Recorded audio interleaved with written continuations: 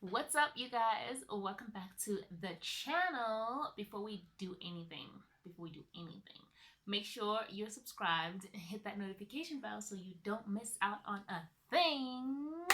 Right, so we're going to continue with the how-to series, and today we're going to talk about ways in which you can be heard or listened to better, and also overall just make your conversations a little bit more meaningful, because who doesn't want that? Right, get comfortable, grab yourself a cuppa. Here's mine. And let's get chatty. While I was preparing for this lesson, I saw a video that I think really resonates with a lot of us.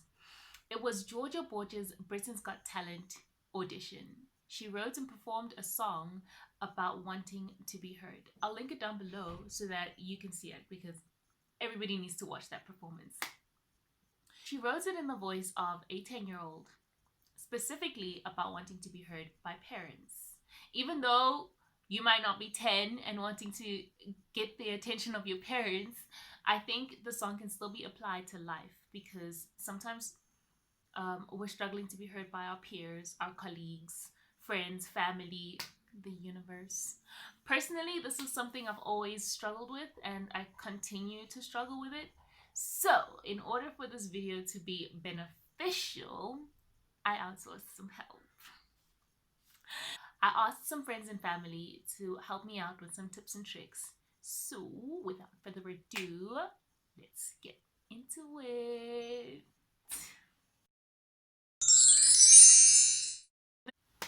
Firstly, I think it's important to differentiate hearing from listening, because I think those get confused quite a lot of the time.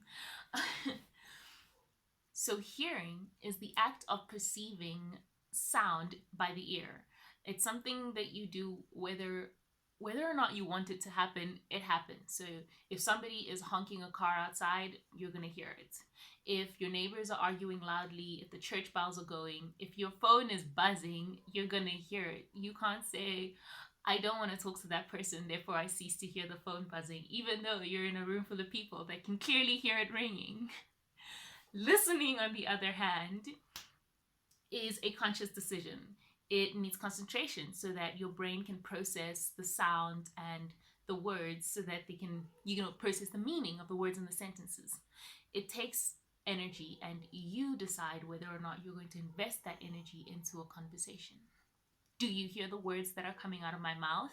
Yes. Do you care for them? That right there is the question. The first tip would be to be honest. Put your cards on the table. Don't walk into a conversation with hidden agendas, because that just creates distrust. And I don't know too many people who are going to want to listen to somebody that they don't even trust. Speak with knowledge and experience, and believe in what you're saying, because if you don't believe in what you're saying, nobody else will. Second tip would be to structure your comments. Remember in school when you had to write essays or write speeches, and you had to do like an intro, a body, and a conclusion, or a call to action? Those are life lessons. You need to implement that in your daily speech, in how you speak to people. It's going to take, obviously it'll take a little bit of getting used to. You won't get it right at first, but once you do get used to it, it'll be much easier, and it'll just come to you much quicker. Learn to write like that. Learn to speak like that. What this does is help you to not digress. Digression kills conversation. You don't want people to leave people feeling like, what? And besides, even when you digress, waffle, go off on a tangent, which quicker way do you know of getting people to stop listening to you? Listen twice as much as you speak. Walk in that person's shoes if you have to, but hear and try to understand the other person's point of view. This will make your opinion and your words, your feedback, way more meaningful, because you've actually tried to understand where they're coming from, as opposed to just answering from your own perspective. Tip And I think a very important tip is to choose your platform wisely. This will help your message not only reach but impact all the right audiences. Beware of social media because social media has such a vast range of audiences that you'll not only reach the right ones or your target audience, but you'll also reach the audience that you're not looking for. And we all know how messy that can get. Social media also tends to have people who will read or listen to things just only to respond to them or to react rather than to understand. So people don't necessarily think before they ink. So that's another reason why you should beware of social media. And in general, try to listen to people, not to respond, but to understand where they're coming from. This will make all your conversations all the more meaningful. Speak, don't shout. This also talks to speaking with your head and not your heart. Oftentimes, we get super emotional about a subject, whether it'll be emotional in terms of sadness or emotional in terms of anger or whatever emotions we might feel towards a certain topic or about something. And we tend to use those emotions to direct our messages. And sometimes you need your head rather than your heart, because if you were to get angry and let that anger consume you about a certain topic and you spoke through your anger, you're not going to get any messages across or any points across, because if you're shouting at someone, for instance, they're less likely to even want to listen to you because you're just coming at them like a dragon, just like roar, you know what I mean? So try to use your head and not your heart so that you speak with knowledge and not your emotions. Last tip is to offer solutions. Nobody likes to listen to somebody who's constantly complaining. So don't get into the habit of only stating problems. Try to have some sort of solution every time you have a problem so that you don't just become unappealing. Don't play the blame game either. Learn to take responsibility, and that will also make people want to listen to you more because you're a responsible person who can be spoken to like normal people. Also pose the question, what makes you want to listen to someone or make you not want to listen to someone, to a few friends and family.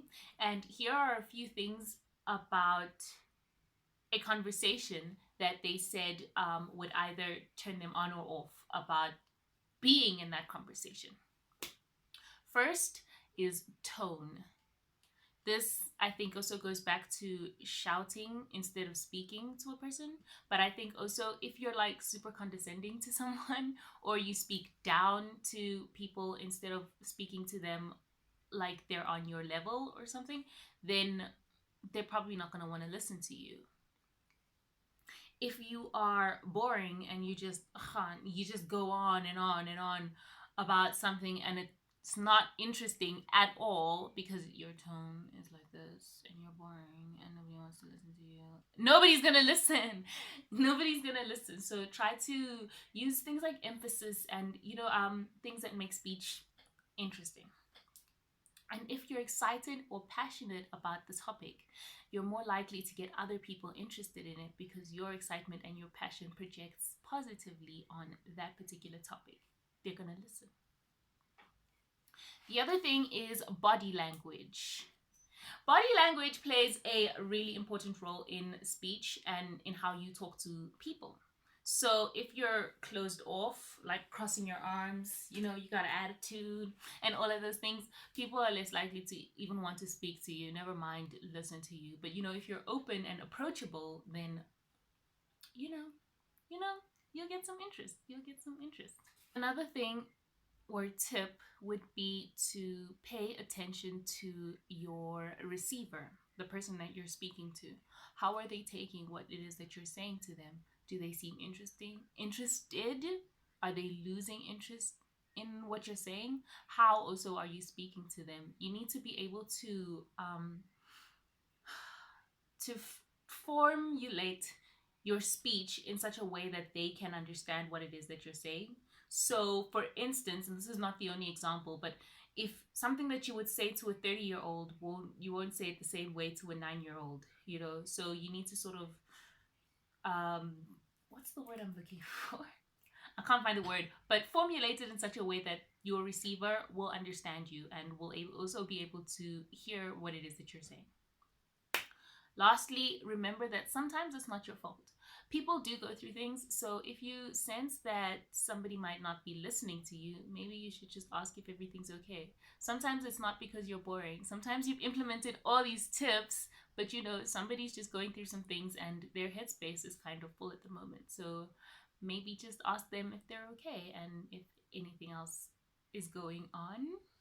That might help.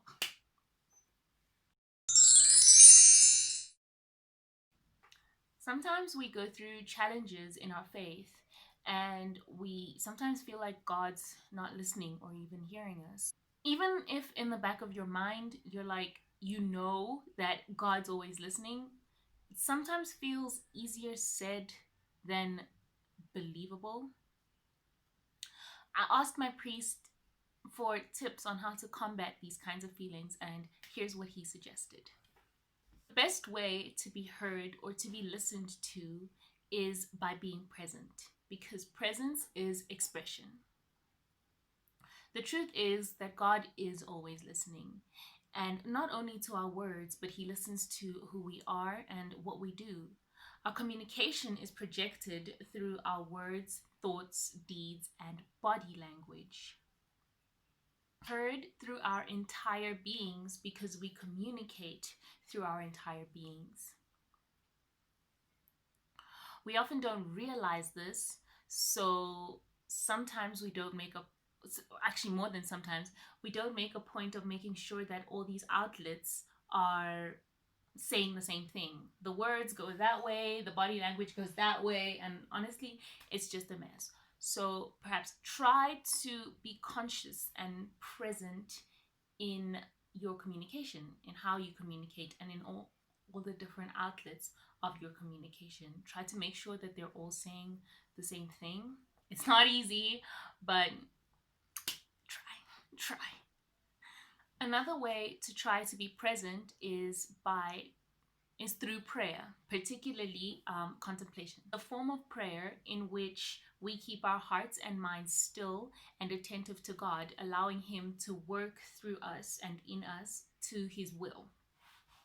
This may help because you're not asking for anything or saying anything to God. You're just sitting there, just being with Him.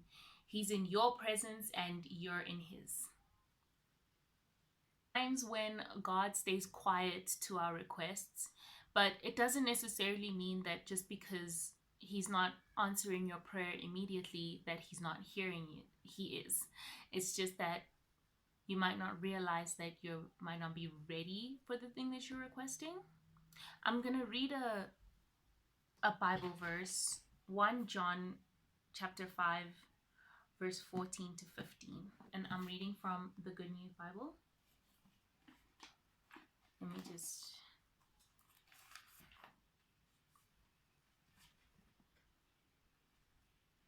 We have courage in God's presence because we are sure that He hears us if we ask Him for anything that is according to His will.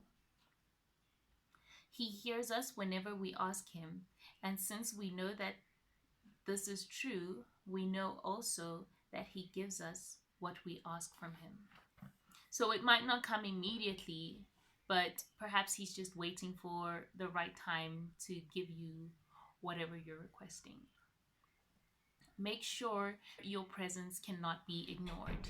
Be consistent. If it's prayer, pray consistently. If it's reading the Bible, read the Bible consistently. That consistence will allow you to hear better and also allow you to be heard better. Alright guys, that is it for this video. I hope you enjoyed it or at least found it a little bit helpful. Definitely go and check out all the other videos in this series. Don't forget to subscribe if you haven't already. hit the notification bell so you don't miss out on any posts, and follow us on the socials so that we can get social.